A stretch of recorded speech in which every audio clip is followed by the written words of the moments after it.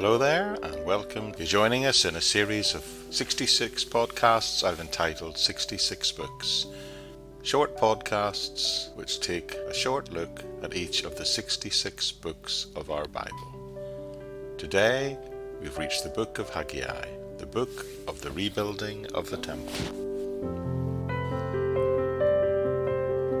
A short and to-the-point book, and second only to Obadiah in its brevity amongst the Old Testament books. Yet, this is still a crucial little fragment of Scripture. Haggai's name appears in the first verse, and thereafter it occurs 8 more times in the 2 short chapters of this book. He is known only from this book, and 2 other references are found that are made to him in the book of Ezra, in chapter 5 and chapter 6. Haggai is seen to return from Babylon with the remnant of people under Zerubbabel, and he evidently lived in Jerusalem. Haggai, along with Zechariah, are the 2 prophets who worked together in encouraging the people to rebuild the temple.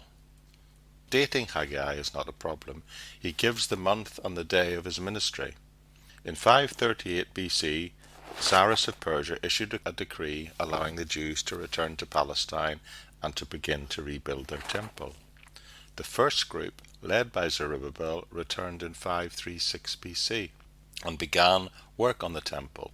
That's documented for us in Ezra chapter 4 verse 6. However, they were soon discouraged by the state of the land they found, crop failure, and at the level of hard work that was needed.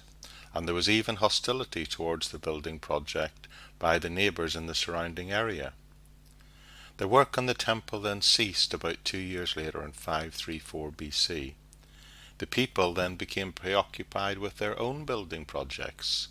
God at this point calls Haggai and Zechariah to convince the people to complete the building of the temple.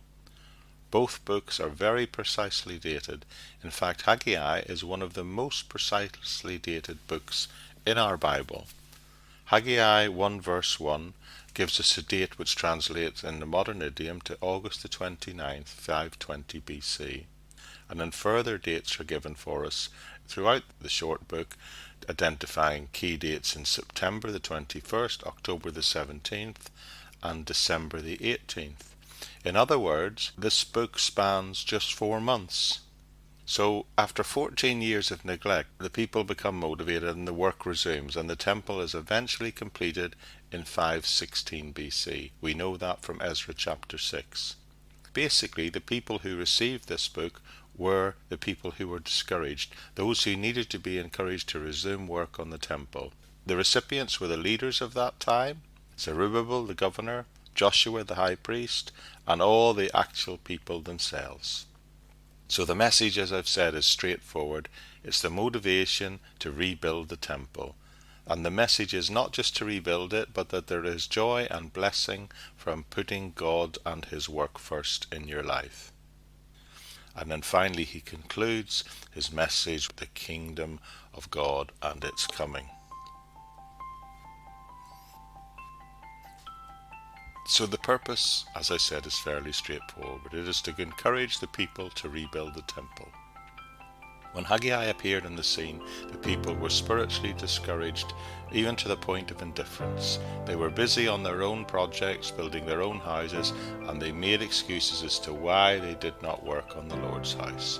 Haggai comes along to motivate the people and the leadership to reorder their priorities and to complete the temple, the very reason they were returned to the land.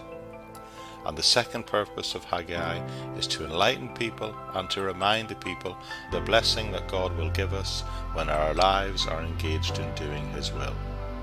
When Haggai began, the people were dissatisfied. What they did not realize was that this was a symptom of a spiritual disease. Haggai seeks to get them to consider their ways.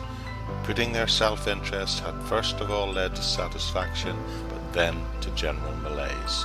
Only when they put God first and seek to do his will God bring his people to joy and prosperity.